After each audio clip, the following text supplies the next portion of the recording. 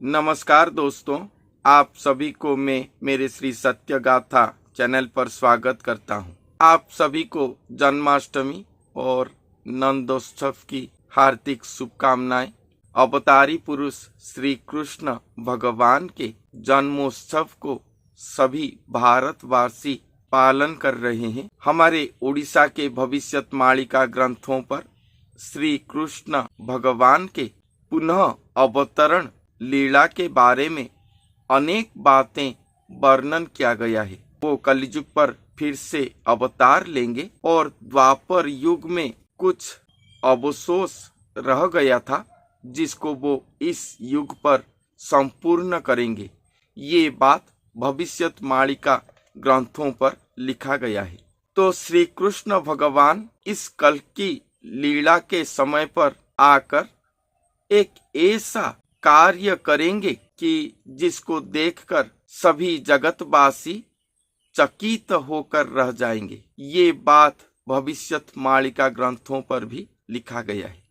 तो आज महापुरुष अच्युतानंद दास जी के शून्य संहिता मालिका पुस्तक से एक पंक्ति आप सभी को सुनाऊंगा। जब कलयुग की अंत समय आएगा तब महाघोर पापाचार के कारण जितने भी देवी देवता धरती पर रहे हैं सभी धरती को छोड़कर चले जाएंगे।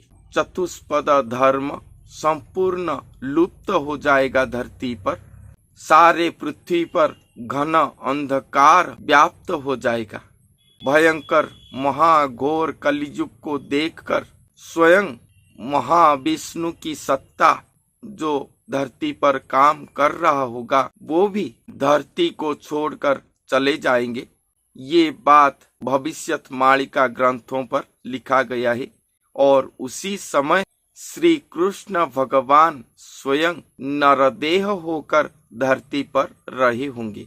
तो वो क्या करेंगे उस समय, उसके बारे में महापुरुष अच्युतानंद दास जी ने अपने शून्य संहिता पुस्तक पर लिखे हैं कि कही अंतर्धान गले आदि महाविष्णु महालक्ष्मी गले छाड़ी देउल तुच्छा देवता के ही नहीं आत्मा गला तार छाड़ी। जैसे हमारे आत्मा हमारे देह को छोड़कर चले जाता है तो हम मृत अवस्था हो जाते हैं। उसी तरह ये घोर कलियुग की महापाप को देखकर आदि महाविष्णु सहित महालक्ष्मी इस धरती को छोड़कर चले जाएंगे।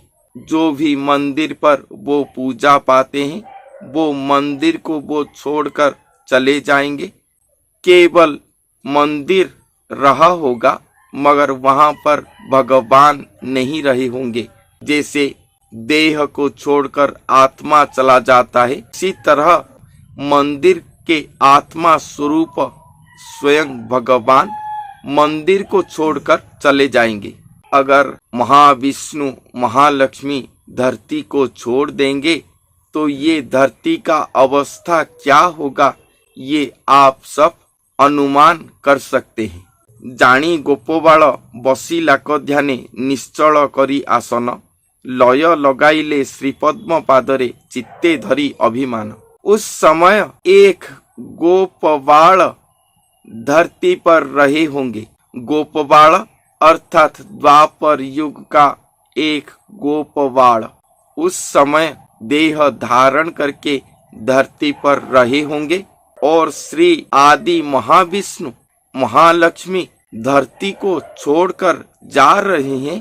ये बात को वो अपने ध्यान चक्र में जान पाएंगे कि स्वयं भगवान और महालक्ष्मी धरती को छोड़कर जा रहे हैं। ये बात को जानकर वो गोपबाल महादुख में अभिमान को ले बैठे स्वयं भगवान के श्री पाद पर अपना ध्यान लय लगाएंगे।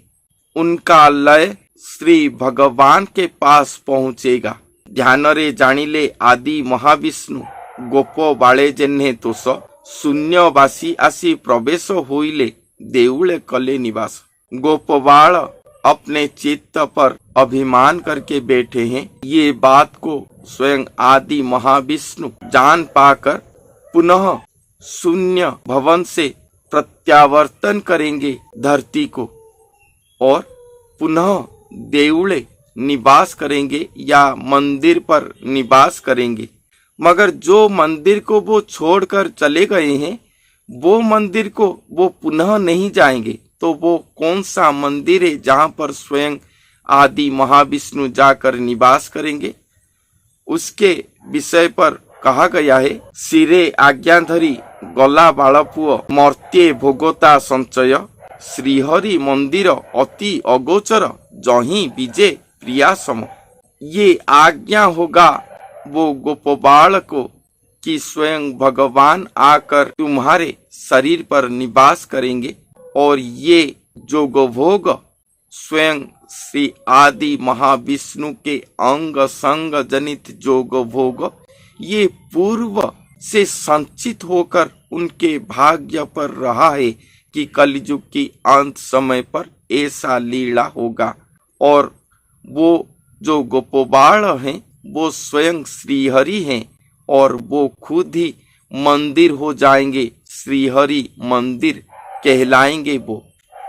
संत अच्युतानंद दास जी ने अपने भविष्यत मालिका पर लिखे हैं कि बड़ देउल बुली जहा निश्चय से तोहर काया, अर्थात एक मानव आएंगे जिनके शरीर ही बड़ देउल कहलाएगा कलियुग की अंत समय पर, क्योंकि स्वयं भगवान श्री जगन्नाथ महाप्रभु जो कि यहाँ पर उन्हें आदि महाविष्णु कहा गया है, वो आकर उनके शरीर पर निवास करेंगे। श्री जगन्नाथ महाप्रभु के निवास स्थान को बड़ देउल श्री मंदिर कहा जाता है। स्कंद पुराण पर वर्णित है कि भगवान का तीनों स्थानों पर हमेशा विजय स्थली होता है।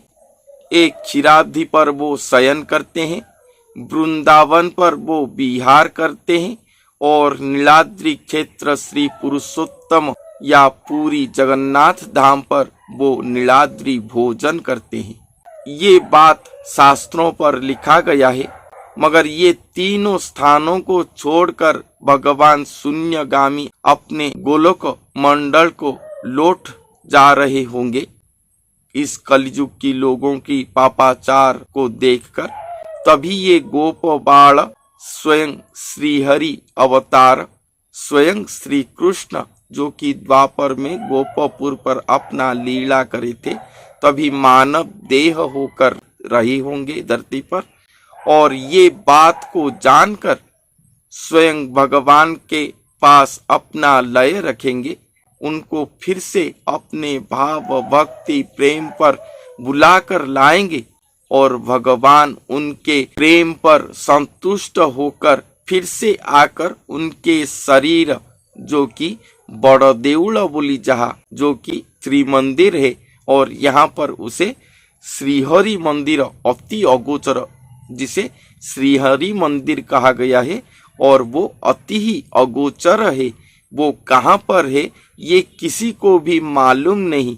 जो ही विजय प्रिया सम, जैसे प्रिय अपने प्रिया को प्रेम करके रहते हैं, उसी तरह वो नरदेह के प्रेम पर स्वयं सृष्टिकर्ता भगवान आदि महाविष्णु जो कि सृष्टि चक्र के आद्य से ही हैं, ब्रह्मा विष्णु महेश्वर देवी देवता ये कोई भी नहीं थे जब वो अकेले ही थे।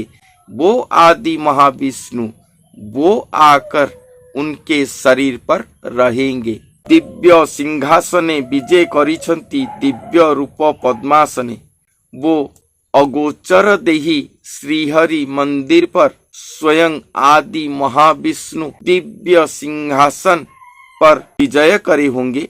दिव्य सिंहासन वो भक्त की शरीर ही होगा, वहां पर विजय करे होंगे। दिव्य स्वरूप को धारण करके पद्मासनस्थ हुए होंगे। मैंने आप सभी को पहले से बता चुका हूं कि वो भक्त ही खुद पद्म स्वरूप पद्म पुष्प होंगे और पद्म पुष्प के अंदर जैसे भ्रमर रह जाता है, उसी तरह वो पद्म पुष्प पर स्वयं भगवान आकर निवास करेंगे और पद्मासन पर आसीन होंगे स्वयं आदि महाविष्णु कोटि कोटि बाल पुओ सेवा करे अतुलनीय वचने। स्वयं भगवान को अपने शरीर पर पाकर वो गोपपुर निवासी वो गोपबाल कोटि कोटि प्रकार के सेवा करेंगे। स्वयं आदि महाविष्णु के पास जो प्रेम भक्ति पर सेवा करते होंगे वो अतुलनीय वचन स्वरूप है, अर्थात उसको वर्णन करना किसी के पास भी संभव नहीं, ना ही किसी के पास कोई वचन कोई शब्द है जो कि उसे वर्णन कर पाएगा। तो आखिर पंक्ति पर वो गोपबाल कौन है, संत अच्युतानंद दास जी ने लिखे हैं, तुझे रामदास पचारू रहस्य ए परा गोप बालक। रामदास पूछ रहे हैं कि ये गोपबाल कौन है जो कि कलियुग की अंत समय पर स्वयं सृष्टिकर्ता या स्वयं आदि महाविष्णु महालक्ष्मी को अपने शरीर पर रख कर कोटि कोटि अतुलनीय वचन पर सेवा कर रहे होंगे। तो संत अच्युतानंद दास अपने शिष्य रामदास को कह रहे हैं कि ये वही द्वापर युग का गोपबालक है। एते लीला कले गोपींक संगते लिखिले हेब अनेक। ये वही द्वापर युग का गोपबालक है जो कि गोपियों के साथ कितने लीला करे हैं, जिनको लिखने पर अनेक अनेक रचना सृष्टि होगा। ये द्वापर युग का वही गोपबाल है, अर्थात स्वयं श्री कृष्ण भगवान के बारे में यहाँ पर कहा गया है।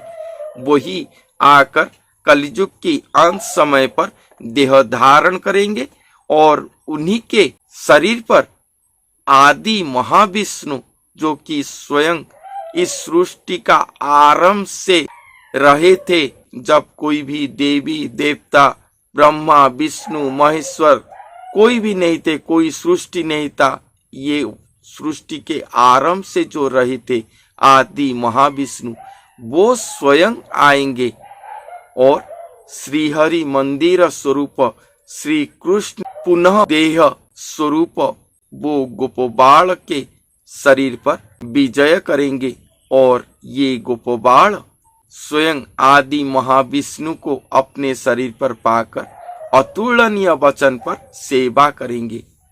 तो कलियुग की अंत समय पर पुनः श्री कृष्ण भगवान नरदेह धारण करके इस धरती को स्वयं भगवान और महालक्ष्मी के त्याग करने वाले महाचंडाल अभिशाप से सुरक्षित रखेंगे या रक्षा करेंगे और अपने ही सृष्टि चक्र को फिर से महाप्रलय मुख से उद्धार करने के लिए वो आएंगे, उद्धार करेंगे और पुनः श्री सत्य युग को स्थापन करेंगे।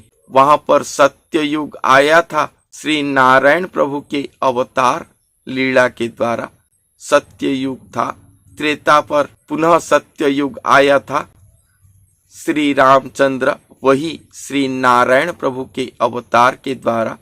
मगर इस कलियुग की अंत समय पर पुनः श्री सत्य युग आएगा, क्योंकि यहाँ पर श्री नारायण भगवान या श्री कृष्ण प्रभु के अवतार सहित स्वयं सृष्टिकर्ता भगवान स्वयं आदि महाविष्णु या श्री जगन्नाथ महाप्रभु का आगमन होगा या स्वयं देह धारण करेंगे, अपना दिव्य लीला प्रकट करेंगे, प्रसार करेंगे इस धरती पर।